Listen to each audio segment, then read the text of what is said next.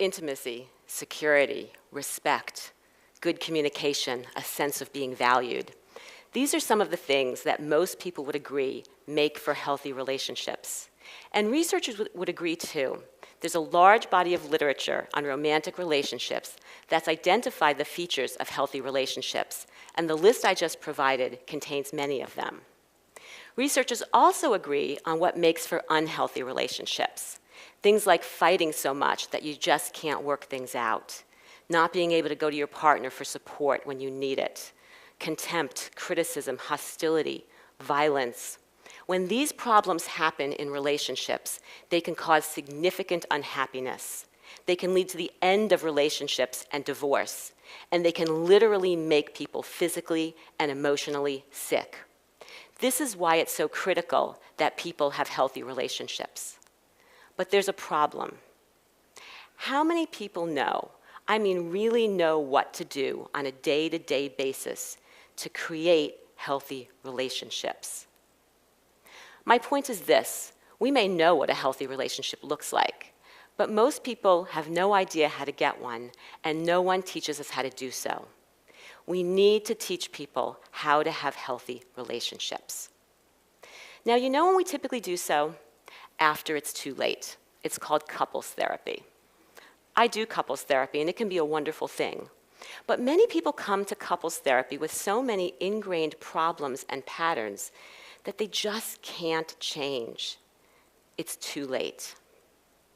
You know when else we try to teach people how to have healthy relationships? Right before they get married. It's called premarital education. And this is a good idea. Teach people how to have a good relationship while they're still happy, presumably. And it can work, but in my opinion, it's still too late. Why? Because people have already selected the person they want to commit their life to. What if they've selected poorly? No amount of premarital education can make up for a bad partner choice.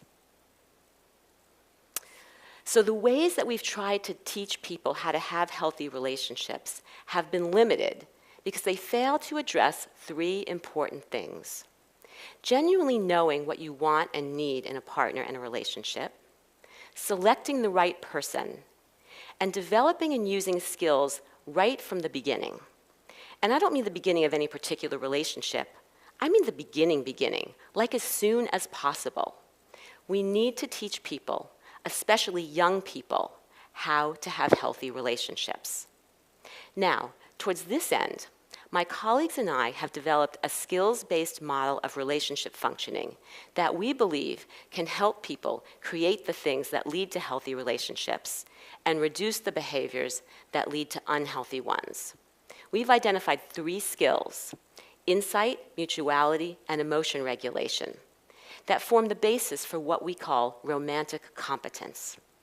Romantic competence is the ability to function adaptively across all areas or all aspects of the relationship process, from figuring out what you need, to finding the right person, to building a healthy relationship, and to getting out of relationships that are unhealthy. I'll tell you more about the skills in a minute, but first let me say, we didn't just make this up out of the blue. We identified the skills based on a thorough review of theory and research. And the skills really represent the commonalities across the major theories and research findings on healthy relationships. And because they represent the commonalities, we think they really can help people with all the different parts of the relationship process and with all different people, whether people are in a relationship or not.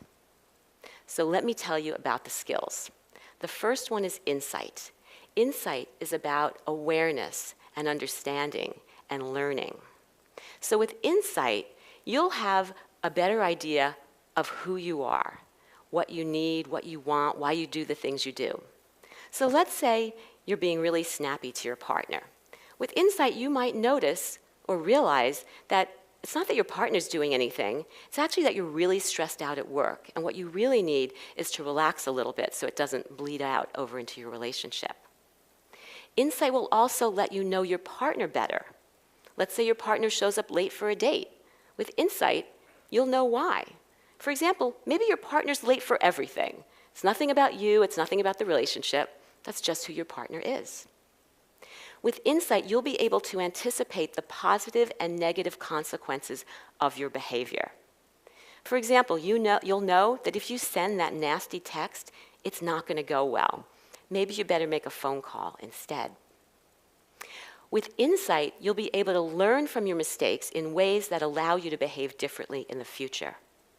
So maybe you'll recognize that you're the kind of person who tends to jump in really quickly. You get wrapped up in the romance of things, and then things don't go well. So you might be able to say, well, you know what, the next time, I'm just going to take things a little more slowly and not repeat the same mistake. And with insight, you'll have a better understanding about what's really right for you in a relationship. Maybe you're the kind of person who really needs a monogamous relationship. You're not okay with your partner seeing other people. Or maybe you'll realize it's just the opposite, that you're not ready to settle down and you need a partner who's okay with that. So that's insight. The second skill is mutuality. Mutuality is about knowing that both people have needs and that both sets of needs matter. With mutuality, you'll be able to convey your own needs in a clear, direct fashion that increases the likelihood that you'll get them met. So let's say you have to go to a really stressful family event and you'd like your partner to be there with you. You might say directly, you know, this is going to be stressful for me. I'd really love for you to be there. You'll be a good buffer for me. Is there any way you can clear your schedule to come with me? With mutuality, you'll be willing to meet your partner's needs as well.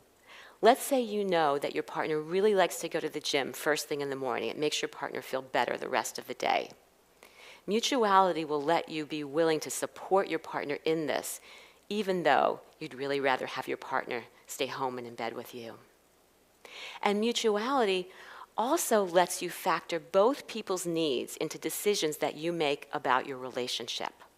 So let's say you get a great job offer that you'd like to take, but you know it means you're going to have to work more, and you know how important it is for both you and your partner to spend time together. With a mutual approach, you might say, you know, I'd really like to take this job. It's really important to me. But I also am concerned about us spending time together. If I promise to protect some time for us, will you be okay with me taking this job? That's a mutual approach to relationships. The third skill is emotion regulation. And emotion regulation is about regulating your feelings in response to things that happen in your relationship. With emotion regulation, you'll be able to keep your emotions calm and keep things that happen in your relationship in perspective. So you might think, oh my goodness, this is a disaster. This is the worst thing ever. How am I going to handle this? With emotion regulation, you'll think, you know what? I can handle this. This is going to be all right. There's a way to deal with this. I'm going to figure this out. Everything's going to be okay. With emotion regulation, you'll be able to tolerate uncomfortable feelings and not act out on them impulsively. So you'll be able to think through your decisions more clearly. So let's say you're waiting for your partner to text you back. That text isn't coming. You're getting really anxious. You're checking your phone every 2 seconds. With emotion regulation, you'll be able to tell yourself, you know what, calm down. The text is going to come. I don't need to check my phone every second. I'm just going to put it away and focus on the task at hand. And with emotion regulation, you'll be able to maintain a sense of self-respect and commitment to your needs, even when bad things happen in your relationship. So let's say you have a breakup. You're feeling really depressed. You're really missing your partner. With emotion regulation, you'll be able to let yourself know that it's okay, that yeah, you're going to feel depressed, but you're going to get over it. You're going to get through this. If you beg and plead to get back together, you're not going to feel good about yourself, and you don't even want to be in a relationship that wasn't good for you. So insight, mutuality, and emotion regulation, I believe it's people's ability to use the skills on a day-to-day basis that lets them have healthy relationships. So let me give you an example of how this works. The other day I was talking to someone and she said that when her partner asked her what she wanted for her birthday, she told him she didn't want anything. So guess what? She didn't get anything and she got really angry and they had a big fight. Why? Because she really did want a present. She just didn't want to tell him. She wanted him to somehow know. It's called mind reading. It's a terrible idea. It never works. Had she been using the skills, insight would have let her know herself well enough to realize that she really did want something, and if she didn't get it, she was going to be mad. Insight also would have let her know that her partner was the kind of guy who was just going to take what she said literally. Mutuality would have let her really ask for what she wanted directly and clearly. And emotion regulation would have let her deal with any feelings she was having that were getting in her way of doing that. So maybe she was feeling kind of anxious. Oh, what would he think if I asked for what I needed? Or maybe she was feeling guilty. You know, she knows they're saving for a big trip, and she maybe thought that he would think that she was kind of greedy or something. So if she had used the skills, she would have been able to say, you know what? I know we're saving for that trip, but I really like that necklace that we saw the other day, and it wasn't that expensive. He would have gotten it for her. She would have felt respected and valued. He would have been happy. They would have felt more intimate. This whole birthday gift thing would have gone well instead of ending in a fight that could really damage their relationship. Now, this was just an anecdote. We have data to support this as well. I've been studying romantic competence, the ability for people to use insight, mutuality, and emotion regulation among young people. In one of our studies, we looked at 13 and 14-year-old girls, early adolescent girls, and we found that girls who were more romantically competent felt more secure in their relationships. They felt comfortable being close to people, they could trust people, they weren't worried about being rejected. Girls who were more romantically competent reported fewer depressive symptoms. They had better mental health. They also were more positive about their expectations about marriage in the future. They were more optimistic that it could go well.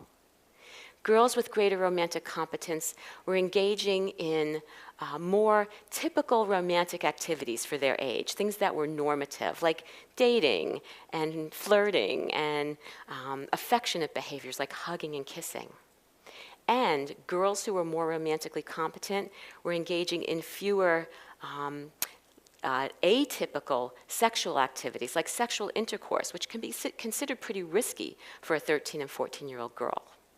So even at an early age, 13 and 14 years old, when these girls mostly were not even in relationships, the more romantically competent they were, the more adaptive relational functioning they were showing, and the better mental health they were showing. We see the same things among young adults, 18 to 25 years old. More romantically competent men and women feel more secure in relationships.